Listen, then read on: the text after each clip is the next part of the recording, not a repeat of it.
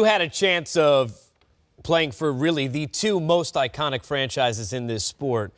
Being a Celtic, you hear him talking about it. He said last night he chatted with Isaiah Thomas, trying to really teach him about what's it all about. What was it like donning that uniform and learning about that culture, especially at a time where you got to play with the guys who were there for the championship runs? I caught the Celtics at a tail end of the 80s, heading into the 90s. I was drafted by Red Auerbach in 1991. So just the internal gratitude I have to that franchise for giving me the start in the NBA will never go away from me. But then to have three veterans in Larry Bird, Kevin McHale, and Robert Parrish be the rookie for those three guys coming in and just laying on the floor and looking up in the rafters as a rookie coming from North Carolina, which was a rich tradition in college basketball, to seeing that there was 16 banners up there.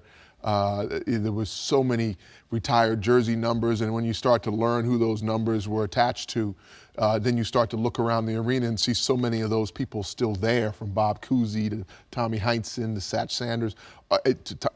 All of them were there. And so when you hear Paul Pierce give a shout out to Isaiah Thomas and to really give him a little more of a greater sense of the history of what it means to be a Celtic, Paul's one of those guys now. He'll be up in the rafters. He'll be a Hall of Famer.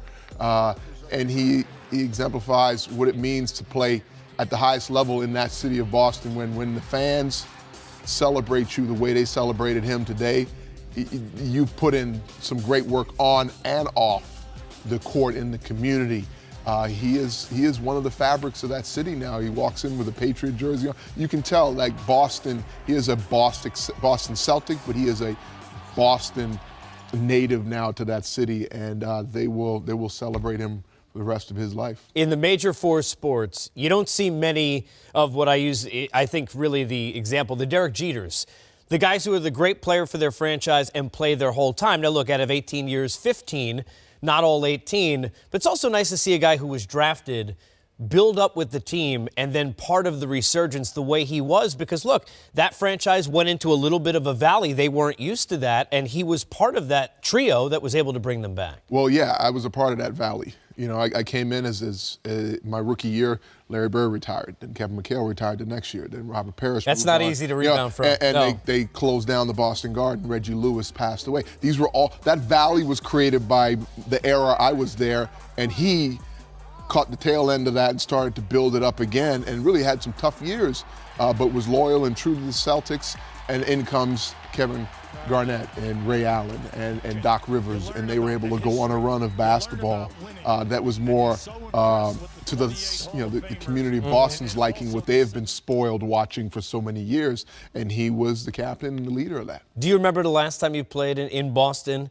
Going back in your final year, do you remember anything from that experience? And does it get nostalgic when you get to that point in your career where you know, okay, this may be the last time I ever get to step on this court, and for you, one where you were playing when you were drafted? Well, I didn't know it was going to be my last time.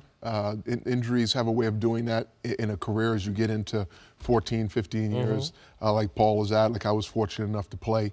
But I do remember every time returning, seeing the same faces and being treated still with the type of love they gave Paul today.